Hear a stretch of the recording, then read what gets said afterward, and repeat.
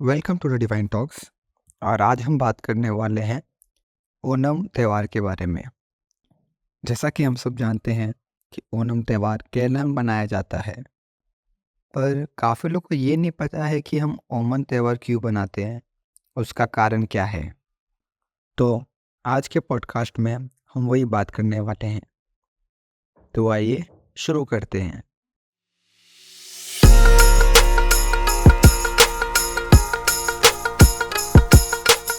तो ये कहानी कुछ ऐसे शुरू होती है कि केरला में एक राजा थे जिनका नाम महाबली था, पर लोग उनको प्यार से राजा बलि बोलते थे।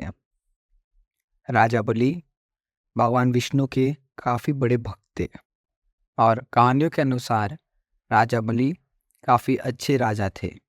वो किसी में भी भेदभाव नहीं करते थे। उनके समान सारे व्यक्ति या राक्षस सब एक बराबर थे। राक्षस इसीलिए क्योंकि वो भी एक राक्षस थे। जब धीरे धीरे राजा बलि की ताकत बढ़ती गई तो स्वर्गलोक में सारे देवता घबरा उठे। सारे देवता ही सोचने लगे कि अगर राजा बलि की ताकत ऐसे ही बढ़ती रहेगी तो वो स्वर्ग में भी अपना शासन करेंगे। तो सारे देवता भगवान विष्णु के पास गए और उनसे विनती की कि आप राजा बलि को रोकिए, वरना वो स्वर्ग में अपना शासन करेंगे। भगवान विष्णु को पता था कि सारे देवता क्यों आए हैं, पर पृथ्वीवासियों के लिए भगवान विष्णु ने सारे देवताओं से बोला कि मैं आप लोग की मदद करूंगा। तो एक दिन राजा बलि ने अपने राज्य में एक यज्ञ रखा। वो यज्ञ था भगवान विष्णु को प्रसन्न करने के लिए। तो भगवान विष्णु ने उस दिन एक वामन का अवतार लिया। वामन का मतलब एक ब्राह्मण का अवतार लिया। जब राजा बलि का यज्ञ खत्म हुआ तो वो सारे वामन और ब्राह्मण को दक्षिणा दे रहे थे।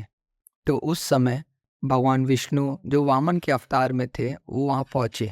राजा बलि ने उन्हें देखा, उनको प्रणाम किया, उनसे आशीर्वाद लिया और उनको पूछते हैं कि आपको दक्षिणा में क्या चाहिए। तो वामन कहते हैं कि मुझे बस 3 पग जमीन चाहिए। ये बात सुन के राजा बलि थोड़े शौक हो जाते हैं कि 3 पग ही क्यों। तो राजा बलि उनसे पूछते हैं कि आपको पक्का 3 पग ही चाहिए? मैं आपको कुछ भी दे सकता हूँ, सोना, चांदी, महल, आप जो बोलें। पर वामन ने कहा नहीं, मुझे बस 3 पग जमीन ही चाहिए।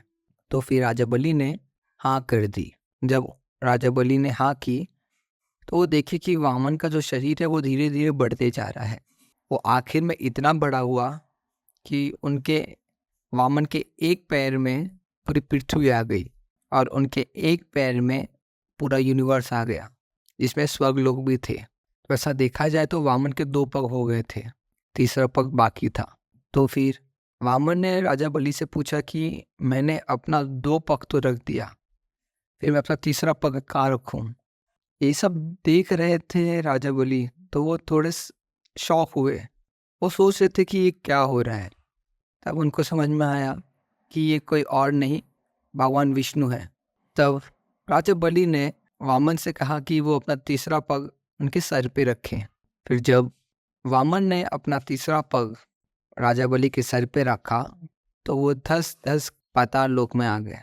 और ये सब देख के भगवान विष्णु खुश थे, क्योंकि जैसे राजा बलि ने कहा था वो 3 पग जमीन जो वामन को करेंगे, उन्होंने बिल्कुल वही किया। पृथ्वी, पूरा ब्रह्मांड विष्णु को कर दिया। तो ये सब देख के भगवान विष्णु काफ़ी खुश थे। तो वो राजा बलि को कहते हैं कि तुम एक दिन के लिए इस पृथ्वी लोक पे आओगे, अपने प्रजा से मिलोगे। तो वो कहानी आज भी चलती है। आज बस हम उस त्यौहार को ओणम कहते हैं कि हर साल 10 दिन के लिए केरला में एक त्यौहार मनाया जाता है। वो लोग खुशी खुशी बनाते हैं कि वो अपने राजा को दिखा सके कि हम खुश हैं। तो ये है कहानी ओणम की। तो ये है कहानी राजा बलि और वामन अवतार की। आप सबको ये कहानी सुन के कैसा लगा? आप लोग को कोई और कहानी जाननी है तो प्लीज़ कमेंट में बताइए। आप सबका धन्यवाद ये पॉडकास्ट देखने के लिए। मैं आपको मिलता हूँ अगले वीडियो में। हर हर महादेव, जय सिया राम, राधे राधे।